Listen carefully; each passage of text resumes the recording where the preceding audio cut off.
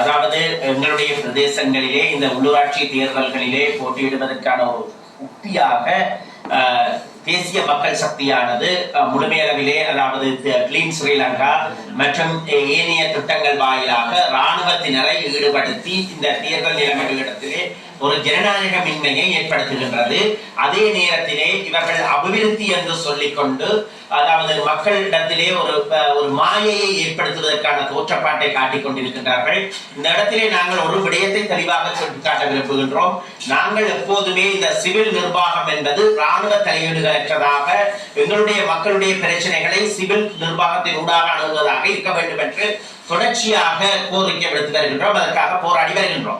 ஆனால் இந்த நிலைமையிலே அண்மையிலே அரசாங்கம் அறிவித்த கிளீன் ஸ்ரீலங்கா திட்டமாக இருக்கலாம், அதுக்கு பின்னராக இளங்குமரன் பாராளுமன்ற உறுப்பினர் அவர்கள் யாழ்ப்பாண பஸ் நிலையத்தை தூய்மிப்பதாக ஆரம்பித்த திட்டமாக இருக்கலாம். இவைகளிலே பெருமளவான இராணுவத்தினர் ஈடுபடுத்தப்பட்டு இந்த திட்டங்கள் நடைமுறைப்படுத்தப்பட்டு வருகின்றன. இதனை நாங்கள் வன்மையாக கண்டிக்கின்றோம். காரணம் ஏனென்றால் ஒரு தேர்தல் அறிவிக்கப்பட்ட நிலைமையிலே அரசாங்கத்தினுடைய சம்பளம் பெறுகின்ற ஒரு தரப்பாக இருக்கின்ற படையினரை இந்த விடயங்களில் ஈடுபடுத்துதல், இதற்கு மேலாக அதாவது ஒரு ஜனநாயக வரம்புகளுக்குள் செயற்பட வேண்டிய அரசாங்கம் இராணுவத்தினரை கொண்டு பல்வேறுபட்ட சிவில் அதிகாரிகள் ஊடாக மேற்கொள்ள வேண்டிய திட்டங்களை மேற்கொள்வதனால் இங்கே ஒரு வகை இராணுவ மயமாக்கம் ஏற்படுவதற்கான சந்தர்ப்பம் முடுக்கிவிடப்பட்டிருக்கின்றது. அது நிகழ்ந்து வருகின்றது என்ற அடிப்படையிலே அதனை நாங்கள் வன்மையாக கண்டிக்கின்றோம். இந்த இடத்திலே நாங்கள் தெளிவாக சொல்ல வேண்டும்.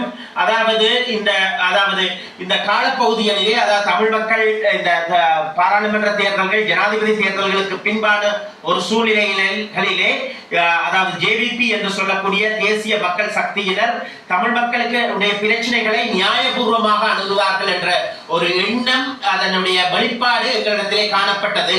அதன் அடிப்படையிலே தான் தமிழ் மக்களில் கணிசமானவர்கள் கூட ஜேவிபியினருக்கு அதிக அளவிலே வாக்களித்திருந்தார்கள்.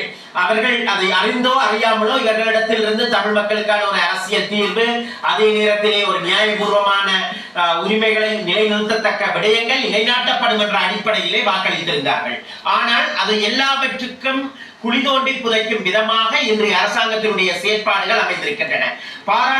அதாவது ஜனாதிபதி தேர்தலின் போதான சந்தர்ப்பங்களிலே ஜனாதிபதி அனுரகுமார் திசாநாயக்கா அவர்கள் கூறியிருந்தார். அதாவது காணாமல் போனோர் தொடர்பாக கூட ஒரு கூற்றை அவர் மிகவும் அதாவது நாடகத்தனமாக கூறியிருந்தார். ஒவ்வொரு தாய்க்கும் ஒருவர் இறந்து விட்டால் அதன் கவலை அந்த இறந்த அதாவது இறுதிக்கிரியைகளுடன் ஓரளவுக்கு குறைந்து செல்கின்ற ஒரு சந்தர்ப்பத்திலே, ஆனால் காணாமல் போன ஒரு தாயினுடைய இதயம் என்பது எவர் வந்து வீட்டை தட்டினாலும் தன்னுடைய பிள்ளை வருகின்றானா என்ற எண்ணத்தின் அடிப்படையிலே தான் காணப்படும் என்று சொல்லி இருந்தார். இவ்வாறாக எல்லாம் அதே நேரத்திலே பௌத்த சிங்கள பேரினவாத ஆக்கிரமிப்பு, ஏனைய எந்த மதத்தினுடைய பேரினவாத ஆக்கிரமிப்புகள், மதவாதம், இனவாதம் என்று எதுவும் நடைபெறாது என்று கூறியிருந்தார்கள். ஆனால் அவர்கள் பதவியேற்றதன் பின்னரான ஒரு சூழ்நிலையிலே தையிட்டி விகாரையினுடைய காணிகள் தொடர்பாக அவர்கள் உண்மைக்கு புறம்பான ஒரு கதையை சொன்னார்கள்.